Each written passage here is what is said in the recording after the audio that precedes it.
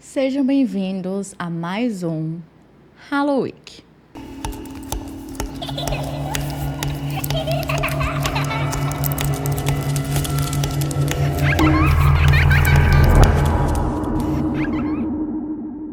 Oi, gente, sejam bem-vindos ao meu canal. Se você é novo por aqui, eu costumo falar sobre casos criminais reais nas sextas.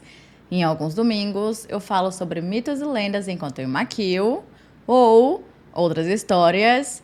E caso você tenha uma sugestão de casos criminais, mitos, lendas, ou basicamente qualquer tipo de história, é só comentar aqui embaixo que eu anoto tudo e tento trazer o mais rápido possível.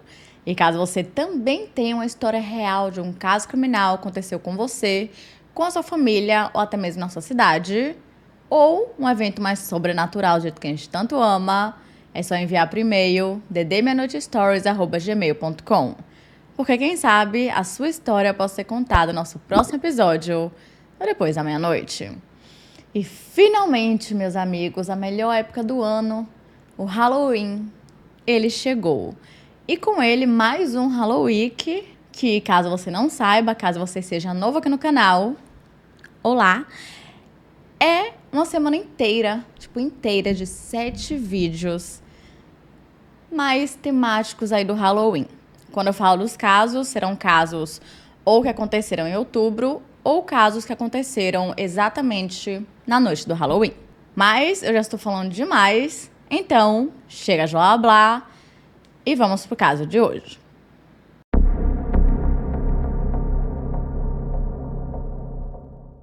Na noite de Halloween de 2001, uma jovem simplesmente desapareceu sem deixar rastros. Porém, 22 anos depois, ainda não temos respostas.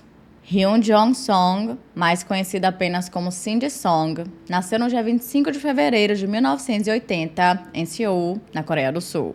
Mas, em 1995, aos 15 anos de idade, ela decidiu que queria terminar a escola nos Estados Unidos e lá foi ela, nessa nova aventura. Ela passou a morar com os tios na cidade de Virgínia e, após se formar no ensino médio, ela começou a frequentar a Universidade Estadual da Pensilvânia, onde cursou artes integrativas. E como ela podia montar sua própria grade de matérias, o que é super legal, ela optou por fazer engenharia, comunicação e ciências. Se tem uma coisa que ninguém podia falar de Cindy, era que ela era preguiçosa.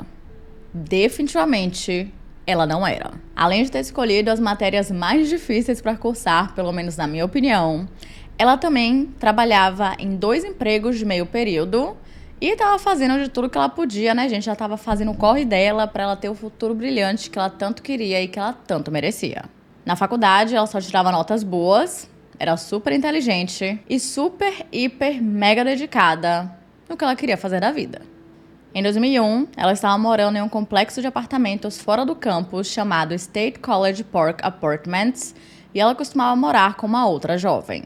Só que em um certo momento, no início do semestre, em outubro, essa outra amiga, a sua colega de quarto, ela teve que voltar para Filadélfia, que era onde ela morava, por conta de alguns problemas familiares, que eu não sei exatamente o que eram, mas podia ser um familiar doente ou alguns problemas mais complicados em relação à família. E, obviamente, ela precisava voltar para resolver isso. E, por conta disso, Cindy passou a morar sozinha, mas isso era apenas por um tempo. Porque, eventualmente, essa amiga iria voltar em algum momento. Como eu falei, Cindy era uma garota extremamente responsável, dedicada e trabalhadora, então ela não costumava ir para festas durante a semana, tanto por conta disso, quanto pelo simples fato de que ela não tinha tempo. Mas o Halloween era uma exceção, né? O que acho que todos nós aqui entendemos muito bem, porque, pelo menos pra mim, é a minha época favorita do ano. Talvez eu seja um pouco esquisita? Talvez. Mas é isso. E o que acontece? Na noite de Halloween, que naquele ano tinha caído em uma quarta-feira, Cindy tinha planejado sair com as suas amigas, porque iria ter uma festa fantasia em um bar chamado Players Night Club, que basicamente era o point da badalação entre os jovens da região. E as suas amigas eram Stacy Paik e Lisa Kim. Diferente da grande maioria das garotas que iriam com a fantasia mais sexy, Cindy era o completo oposto e ela apenas queria estar fofa. Então ela decidiu ir de coelhinha, com a camisa rosa sem mangas, que tinha um desenho de coelho na frente, orelhinhas, uma saia de tênis branca com um rabinho de algodão, pra completar ali o look. E para dar mais um tchan, ela deu uma caprichada nos cílios postiços. Depois de ficarem prontas, lá foram elas para o bar. Elas ficaram dançando e se divertindo até cerca de 2 horas da manhã do dia 1º de novembro. Só que aquela coisa, tava todo mundo mega animado, um pouco bêbado, se divertindo bastante. Então, ninguém queria voltar para casa para dormir e, trabalhar no dia seguinte. Então, o grupo de meninas, de garotas, na verdade, mulheres, quase mulheres? Mulheres, jovens mulheres. Então, elas decidiram passar as próximas 2 horas dirigindo pela cidade, parando de bar em bar, e também pararam na casa de uma delas para jogarem videogame. Mais tarde, por volta das 4 horas da manhã, uma das meninas, chamada Stacy Pock, que era motorista da noite, deixou Cindy em casa, na Avenida Clinton. De acordo com Stacy, ela viu a amiga andando em direção ao apartamento, Ela parou em frente, então ela saiu do carro e foi em direção até a porta, mas ela não consegue confirmar se Cindy chegou a entrar ou não. E, infelizmente, essa foi a última vez que ela foi vista. Mais tarde, naquele mesmo dia, ainda no dia 1º de novembro, a sua colega de quarto, aquela que tinha ido para Filadélfia, ela voltou exatamente nesse dia e, ao chegar e não ver Cindy em lugar nenhum, ela achou bem estranho, bem esquisito, porque Cindy não costumava sair durante a semana e, quando ela saía, ela nunca passava a noite fora. Mas, apesar de ser sim esquisito e ser fora do comum, ela não ficou preocupada exatamente pelo fato de ser Halloween e ser uma ocasião especial. Só que, como Cindy não apareceu nas aulas nos próximos 2 dias, na sua faculdade e também nem no seu trabalho, os seus amigos começaram a ficar bem preocupados, porque agora sim era uma coisa que ela nunca faria em 1 milhão de anos, e por conta disso eles decidiram ir até a delegacia e relatarem o seu desaparecimento. Quando a polícia chegou no seu apartamento, eles conversaram com a sua colega de quarto, que disse que quando ela chegou, a porta estava trancada e que não tinha nenhum sinal de arrombamento. E ao olharem o seu quarto, os policiais encontraram alguns de seus pertences pessoais, como a sua mochila e o seu celular, e também os cílios postiços que ela usou na noite da festa. E o que isso indicava? Indicava que ela tinha entrado no apartamento após ser deixada por Stacy e até começou a se desmontar, tirar maquiagem, colocar algumas coisas em casa, alguns itens pessoais. Mas, como alguns outros itens não estavam em lugar nenhum, como, por exemplo, o restante da sua fantasia, as suas chaves de casa e a sua bolsa, provavelmente ela saiu pouco tempo depois, por algum motivo. Então, o próximo passo foi a polícia tentar encontrar os registros dos seus cartões de crédito para ver se ela havia comprado alguma coisa ou passado em algum lugar específico que pudesse levar ao seu paradeiro. Mas, novamente, nada foi encontrado e não tinha nenhuma atividade no seu cartão de crédito desde a última vez que ela foi vista. E assim que os membros de sua família que moravam na Coreia descobriram que ela estava desaparecida e que ela não estava em lugar nenhum, imediatamente eles pegaram um avião e correram, ou melhor, voaram até a Pensilvânia. Pouco tempo depois, a sua mãe, chamada Ben Sung-son, e o seu irmão, chamado Keo, eles conseguiram acesso ao apartamento e é aqui que começa o grande problema. Para a surpresa da polícia, os dois tinham limpado absolutamente tudo. Então, se existia alguma evidência ou alguma pista que pudesse levar ao paradeiro de Cindy, não existia mais.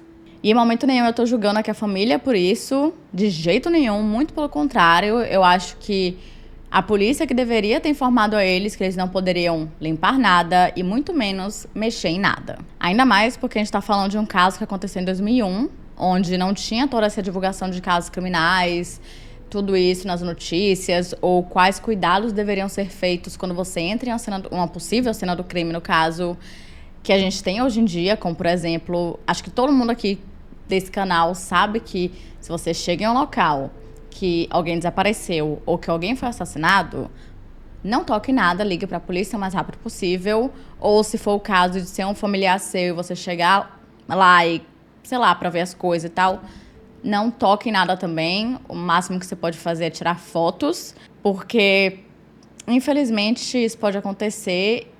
E esse caso é muito frustrante porque não tem muita coisa, muita evidência, muita pista. Então, se tivesse alguma coisa dentro do apartamento, infelizmente, a gente nunca vai saber. A primeira teoria criada pelos investigadores era que Cindy tinha ido para algum local tirar a própria vida. O que acontece? Apenas 3 meses antes do seu desaparecimento, ela dividiu o apartamento com o namorado e quando ele terminou com ela, ele foi embora. Eu não sei se a colega de quarto de Cindy morava com os dois ou se ela só passou a morar no apartamento após ele sair. Mas isso não importa. O que importa é que eles moravam juntos e agora não moravam mais e a polícia acreditava que ela estava deprimida e que tinha decidido tirar a própria vida.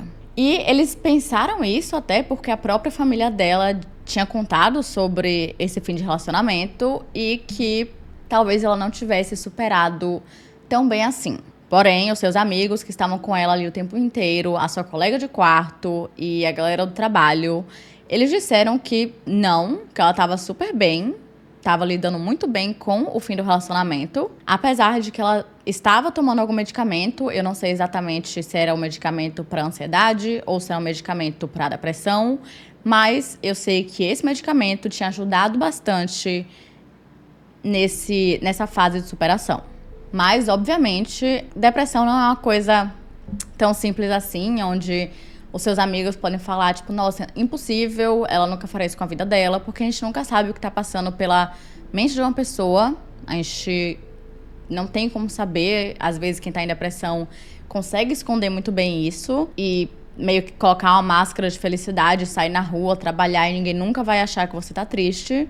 Só que quando a gente chega em casa, a situação é um pouco diferente, principalmente porque ela tava morando sozinha nesse período, né, não sei quanto tempo, mas estava morando sozinha nesse tempo. Mas tem alguns outros fatores que meio que descartam essa teoria de que ela tirou a própria vida. Geralmente, pessoas que pretendem fazer isso, elas não planejam nada para o futuro. E com Cindy, esse não era o caso. Ela tinha até comprado ingressos para ir para o show da Britney Spears e eles já estavam dentro do seu apartamento. E assim, né, gente? Era Britney Spears em 2001. Então, era tipo o auge da carreira dela. Acho que qualquer pessoa ia ficar enlouquecida pra ir nos shows. E eu só posso imaginar que Cindy era uma dessas pessoas. Além disso, foi encontrado um recibo em seu apartamento sobre um notebook e um computador que ela tinha comprado recentemente, que ainda chegaria. Então, por que ela compraria um computador novo se ela pretendia tirar sua própria vida no Halloween? E outra, se esse fosse o caso, provavelmente o seu corpo teria sido encontrado com muito mais facilidade, sendo que não foi isso que aconteceu. Então, foi criada a teoria de que ela poderia ter sido sequestrada. O seu ex-namorado chegou a ser considerado uma pessoa de interesse, mas rapidamente ele saiu dessa lista. Eu não sei muito bem o que aconteceu, se ele tinha um álibi ou algo do tipo, ou se apenas a polícia olhou, não encontrou nada assim muito evidente e seguiu para a próxima. Com base nessa nova teoria, os policiais começaram a olhar os seus registros telefônicos para ver se encontravam algum motivo do porquê que ela teria possivelmente saído de casa após ser deixada pela amiga. E eles não encontraram nada.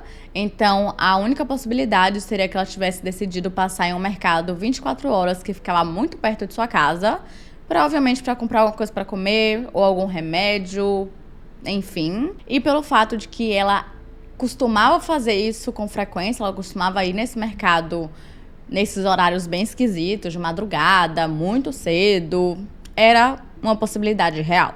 A polícia chegou a tentar ver as imagens das câmeras de segurança para ver se conseguiam ver e confirmar se ela realmente tinha ido lá, mas a esse ponto as imagens já haviam sido gravadas por cima.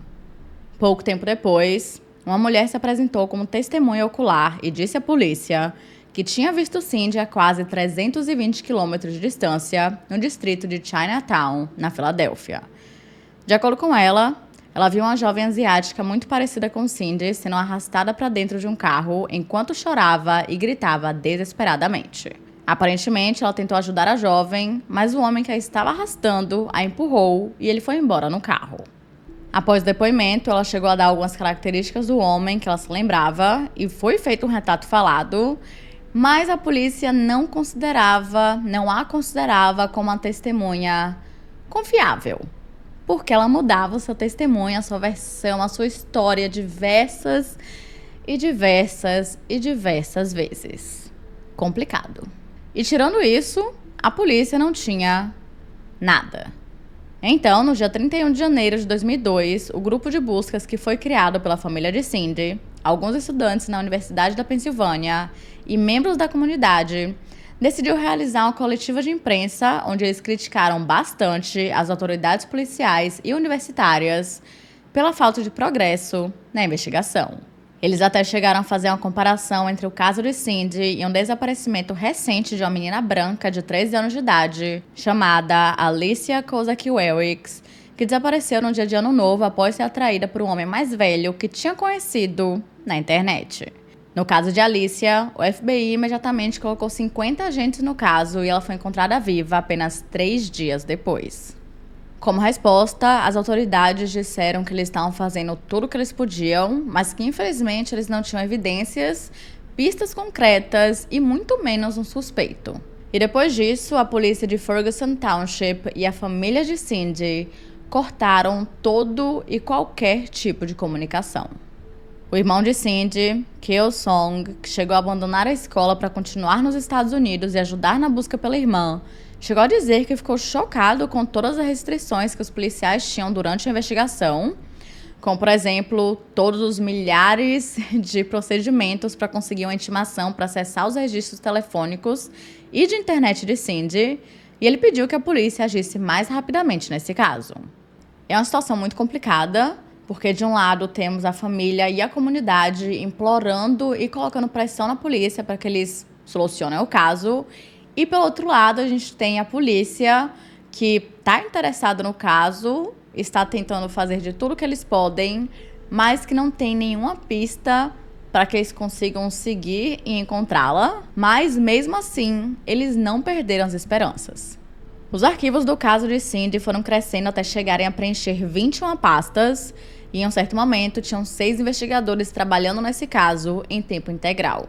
A esse ponto, eles estavam tão desesperados que eles chegaram a consultar uma médium da Califórnia e da Sociedade Estadual de Pesquisa Paranormal da Pensilvânia.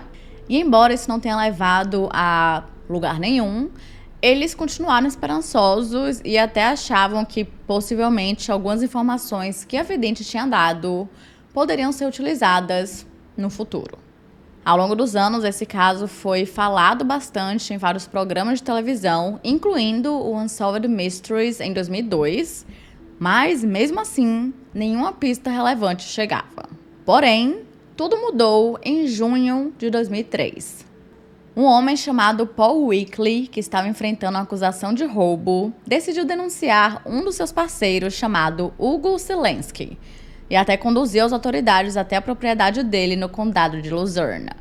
E os investigadores poderiam esperar por qualquer coisa, menos o que eles realmente acabaram encontrando. Ao vasculharem a propriedade, os restos mortais de pelo menos 5 vítimas foram encontrados enterrados no quintal.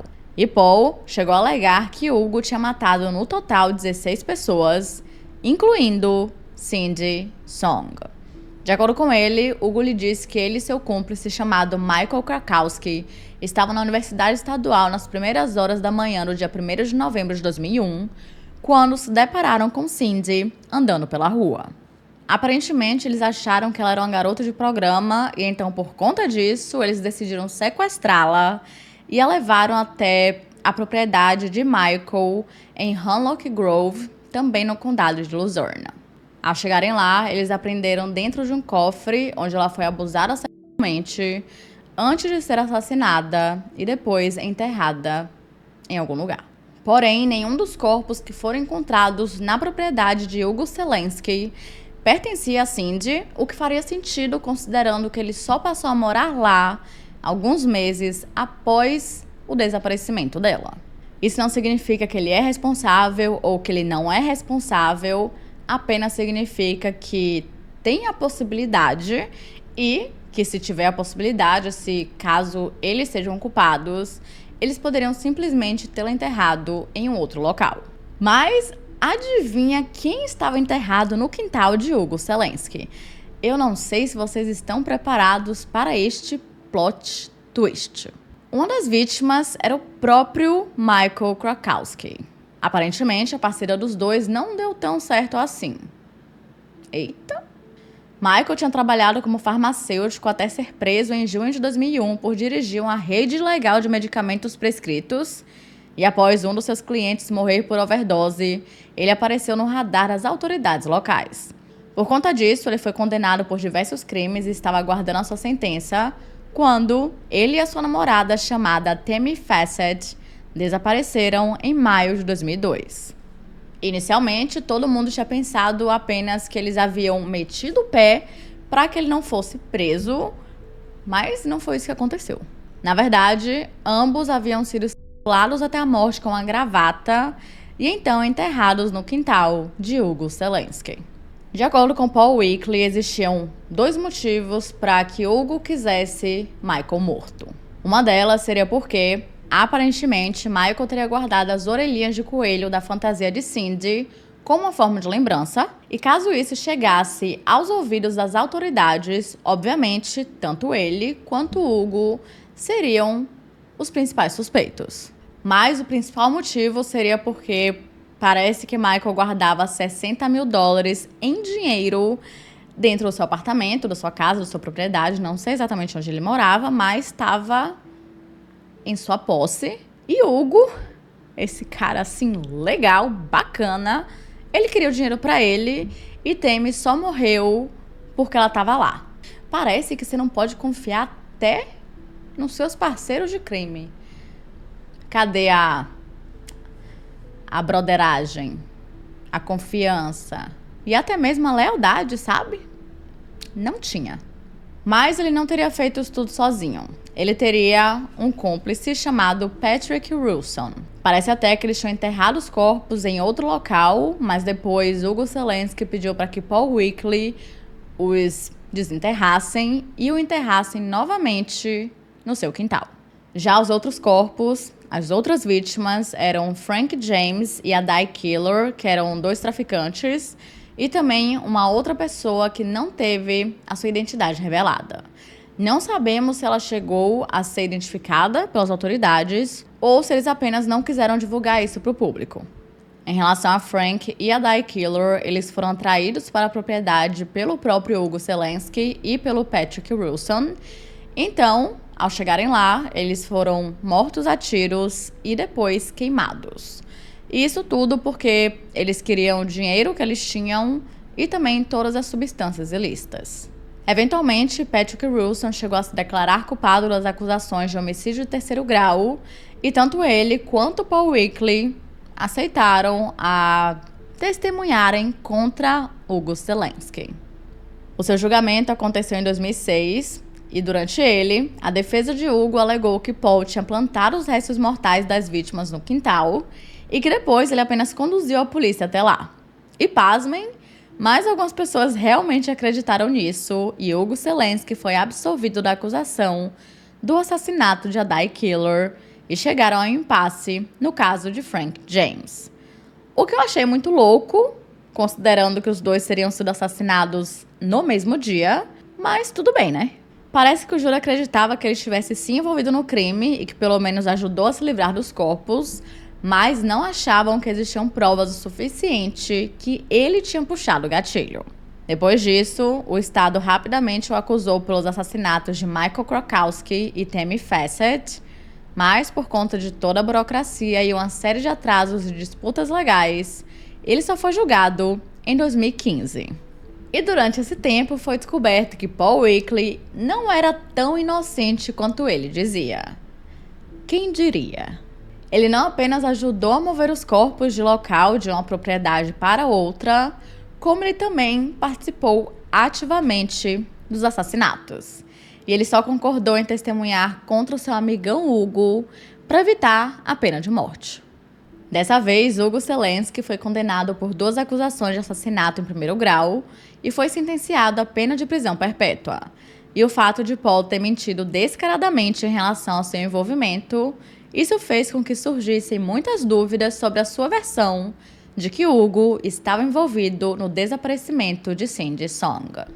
Tanto que assim que Hugo foi preso, seu advogado chegou a dizer que existiam muitas testemunhas que poderiam colocar o seu cliente a 210 quilômetros de distância no dia do desaparecimento. Porque parece que ele estava em uma cidade chamada Wilkes-Barre, então não teria como ele ir até onde estava Cindy, né, até o local onde ela estava, sequestrá-la, fazer tudo isso e depois voltar. E uma busca feita no computador do nosso queridíssimo Paul Weekly mostrou que ele tinha baixado diversos artigos sobre o caso de Cindy Song. E isso abria ali a possibilidade de que ele tivesse lido bastante sobre o caso e depois inventado um monte de coisa apenas para conseguir reduzir a sua sentença. E para isso, ele precisava jogar o seu amigo Hugo Selenski ainda mais na fogueira do que ele já estava. Mas calma. Uma coisa bem importante de se falar é que o advogado de Hugo Selenski, juntamente com o investigador particular, foram acusados em 2014 de suborno e intimação de testemunhas. Ou seja, aquelas várias testemunhas que poderiam colocar Hugo Selenski em Wilkes-Barre poderiam facilmente ter sido compradas pelo advogado. A acusação afirmava que as autoridades do condado de Luzerne acreditavam fortemente que Hugo estava diretamente envolvido no assassinato de cerca de 12 pessoas que haviam sido encontradas queimadas e enterradas em seu quintal. E como na época tinha uma ordem de silêncio que impedia que as pessoas envolvidas na investigação e todo o processo ali falassem sobre isso publicamente, não sabemos ao certo quantas vítimas foram encontradas no quintal de Hugo e quantas realmente foram identificadas. Então, as autoridades chegaram a coletar amostras de DNA dos pais de Cindy e as adicionaram nos bancos de dados, caso algum dia o seu corpo fosse encontrado e até mesmo classificado como a Jane Doe. Só que, infelizmente, até hoje, não tiveram correspondências. Além de tudo isso, nenhuma evidência realmente ligou Hugo Selenski a Cindy Song e o seu caso permanece sem solução até hoje. Infelizmente, as autoridades locais e a família de Cindy nunca recuperaram aquela confiança e aquela comunicação novamente, o que é bem triste, porque caso isso tivesse sido retomado de uma forma tranquila e, enfim, poderiam ter sido descobertas novas informações muito importantes. Muitos acreditam sim que o caso de Cindy teria sido tratado de forma diferente caso ela fosse branca, e muitos até voltam a mencionar o caso da menina que foi sequestrada na mesma época, Alicia Kozakiewicz. Mas os casos são bem diferentes e casos diferentes são tratados de formas diferentes. Eu não estou falando que o caso de Cindy foi tratado da melhor forma possível, porque infelizmente eu não tenho os mínimos detalhes que eu tanto gosto. Realmente não temos essas informações públicas. Mas, por exemplo, Cindy já era uma adulta, enquanto Alicia tinha apenas 13 anos. E casos com crianças sempre são tratados de forma mais urgente e com mais rapidez. Mas é aquilo, também não sabemos se o seu caso foi tratado de forma diferente pelo fato de ela ser asiática, querendo ou não, existe muito preconceito, principalmente nos Estados Unidos. Mas, com base nas informações que eu encontrei, o caso ele foi tratado da forma que ele deveria ser tratado. Eles realmente tentaram encontrar muitas evidências, eles fizeram o que eles conseguiram na época com as informações que eles tinham, que não era muita. Eles não tinham evidências concretas, pistas mais sólidas e nem um suspeito realmente forte, exceto por Hugo Selenski, mas que tinham muitas informações que não batiam ou informações que não tinham como ser comprovadas. E a única testemunha que realmente chegou a falar com a polícia ficava mudando a versão diversas vezes. E o fato de Cindy também ter desaparecido no meio da madrugada, por volta das 4, 5 horas da manhã, dificultou tudo ainda mais, porque a rua estava vazia, tinham pouquíssimas pessoas passando, e a grande maioria estava dormindo ou em uma festa de Halloween. E assim, Halloween nos Estados Unidos já é uma situação esquisita. Tem de tudo na rua. Então, você conseguir identificar alguma coisa como sendo algo estranho e fora do comum nessa circunstância e nesse momento é muito difícil. Talvez alguém tenha visto tudo, mas não percebeu do que aquilo se tratava. Nesse caso, a explicação mais lógica e a teoria mais forte, que eu particularmente acredito, é que ela tenha sido sequestrada, seja no caminho até o mercado ou no caminho do mercado até de volta à sua casa. Como sabemos, Cindy não tinha inimigos e a única pessoa que poderia chamar a atenção dos investigadores era o seu ex-namorado, mas ele rapidamente foi descartado da lista de suspeitos, indicando que a pessoa responsável pelo que quer que tenha acontecido com ela foi um completo estranho. Muitos chegaram a teorizar que ela poderia ter sido seguida da festa, a fantasia que ela foi, até a sua casa, mas isso é bem provável. Porque, como eu falei pra vocês, ela não saiu da festa direto pra sua casa. Ela e as amigas pararam em vários outros bares e depois passaram algumas horas, possivelmente mais ou menos aí 1 hora jogando videogame. E depois que ela foi levada pra casa. A chance de alguém ter seguido todo esse percurso e então esperado que ela saísse de casa ou talvez a tivesse atraído de alguma forma para fora do seu apartamento é bem difícil. É improvável, mas tudo é possível. Provavelmente alguém mal intencionado a viu andando pela rua sozinha naquela hora da madrugada e então se aproveitou da oportunidade. Se não fosse Cindy, seria alguma outra garota. E claro, essa pessoa desconhecida poderia sim ser Hugo Selenski e alguns de seus cúmplices, que aparentemente eram vários. Afinal, mesmo que o seu advogado tenha dito que ele estava bem longe, já vimos que ele não era a pessoa mais confiável do mundo para dizer ou alegar isso. E hoje em dia, tanto Paul Weakley quanto Hugo Selenski continuam na prisão, cumprindo suas sentenças de prisão perpétua. Mas comentem aqui embaixo a opinião de vocês e qual teoria vocês acreditam mais. Ou até mesmo criem a teoria de vocês. Fiquei curiosa. E eu sei que esse caso é bem frustrante, porque temos aqui uma vítima que tinha um futuro brilhante pela frente, ela estava lutando para isso. E temos uma pessoa terrível que se aproveitou de toda a oportunidade que teve. Definitivamente, Cindy Song não merecia isso. E eu espero do fundo do meu coração que esse caso seja solucionado em algum momento. E é isso, gente. Esse foi o caso de hoje. Não se esqueçam de se inscrever e deixar o seu like, que é muito importante para a divulgação do canal. Principalmente nessa época do Halloween, porque dá trabalho e dá muito trabalho, porque também teremos vídeos grandes, tá? Esse aqui é um vídeo um pouquinho mais curto, mas teremos, acho que vai ter possivelmente uns 2 casos de 1 hora mais ou menos aí. Aproveitem também para darem suas sugestões de casos criminais, mitos, lendas ou basicamente qualquer tipo de história. E caso você tenha uma história real de um caso criminal que aconteceu com você, com a sua família ou até mesmo na sua cidade, ou quem sabe um evento mais paranormal, do jeito que a gente tanto ama, é só enviar por e-mail ddmeanoitestories@gmail.com. Porque quem sabe a sua história pode ser contada no nosso próximo episódio, do Depois da Meia-Noite. Então é isso, até amanhã!